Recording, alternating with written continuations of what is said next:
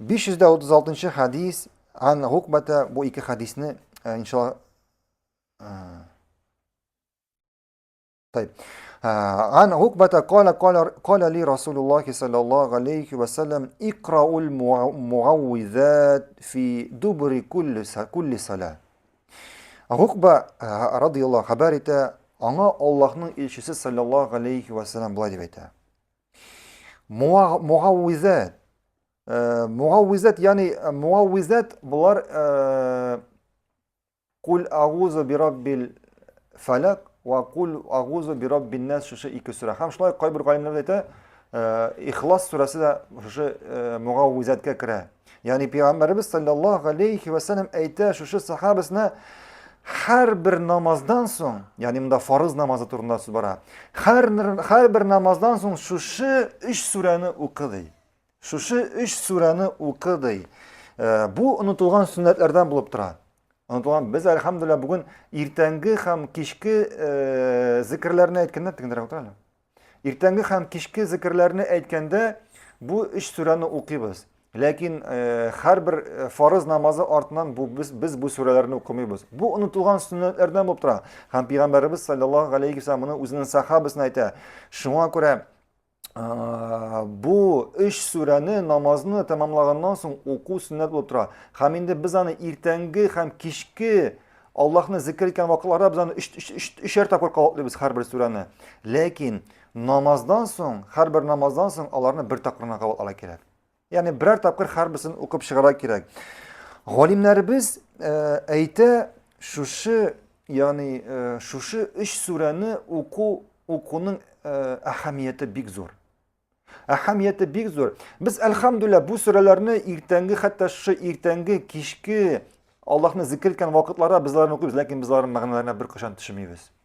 Biz onların mağnalarına bir koşan düşmeyiz. Lakin eğer onların mağnalarına düşünsek biz onların bik ahamiyetli sureler ekanini anglayacakbız. Hem onlarni bir koşan kaldırmayacakbız. Birinchisi İhlas suresi. Birinchi İhlas suresi. Ne İhlas suresi? Naam. Kul huvallahu ahad, Allahu samad, lem yalid. Bismillahirrahmanirrahim. Kul huvallahu ahad, Allahu samad, lem yalid ve lem yulad ve lem yekun lehu kufuwan ahad. Birinchisinde ayta oyatlarning tezine vaqt uzmasın için tercümesini aytamiz. Şu surenin kısqacha tercümesini anlatıp o'tarmiz. Birinchi ayta ey Muhammad kul huvallahu ahad, ayt Allahu kim? Allahu bir. Allahu bir. Yo'q onun tengdoshi. Allahu samad. Yani Allah samad ol Allah bir kishida da bir narsadan muhtoj tugul. Onun bir narsaga da ehtiyojı yo'q. Kirisincha mahluqlari kimga muhtoj? Allah'a muhtaç. Kul huvallahu ahad, Allahu samad, lem yalid. Hem Allah bir kimde tudurmadı. Nasaralar, Hristiyanlar aytırlar, Allah İsa ibn Meryem Allah'ın oğlu deyip. Yok, Allah bir kimden tudurmadı. Ve lem yulad. Hem Allah özü degen bir kimden tumadı. Ol gil bulgan. Lem yulad ve lem yekun lehu kufuwan ahad. Hem Allah'a ıxşagan bir narsa degen bir kimde yok. Hem bu birinci sure İhlas suresi, bu Tevhid suresi. Bu tulusunca Tevhid suresi. Tevhid suresi. Tayyip, ikinci sure. Nindi sure ikinci sure? Kul felak, sile, nişi bulavu? Ayy. Ayy. İkincisi Felak suresi. Allah subhanahu teala ayta, Bismillahirrahmanirrahim, Kul a'uzu bi rabbil felak deyim. Aytdi, men kimga sığınam dey? Şuşu tongning rasvetning tongning xo'jasina Allohga sığınam dey. Kul a'uzu bi rabbil falaq. Min sharri ma xalaq. Allah barlıqqa keltirgan har bir mahluqning yovuzligidan. Allah barlıqqa keltirgan har bir mahluqning yovuzligidan.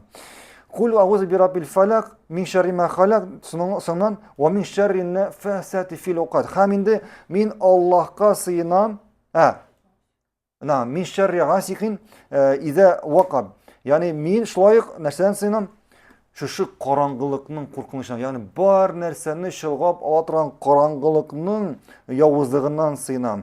Шулай ук сихрдән, ягъни тиеннәргә сихрләгәндә төкерә сихрли торган сихрчеләрнең явызлыгыннан сыйынам ди. Һәм шулай ук нәрсә ди? Һәм шулай ук көнләшүчләрнең көнчелегеннән һәм аларның явызлыгыннан сыйынам ди. Әгәр уйлап карасак, бу сүрәдә барлык куркынычлыктан сыйыну, караңгылыктан, барлык мәхлукларның явызлыгыннан, сихрлектән һәм караңгылыкның явызлыгыннан.